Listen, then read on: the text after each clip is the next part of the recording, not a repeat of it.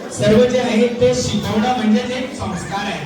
तर त्यासाठी आपण नागदादी करवीर रसाल पुष्पै प्रबाल तुलसी दलमालतीभि स्वापूजयाम श्री जगदीश्वर मे प्रसीद. त्यानंतर सर्वांनी आवाज न करता दोन अगरबत्ती आहे आणि अगरबत्ती म्हणजे धूप आणि बाबांनी गुडघे टाकून बसायचं आहे. जसं पूर्वी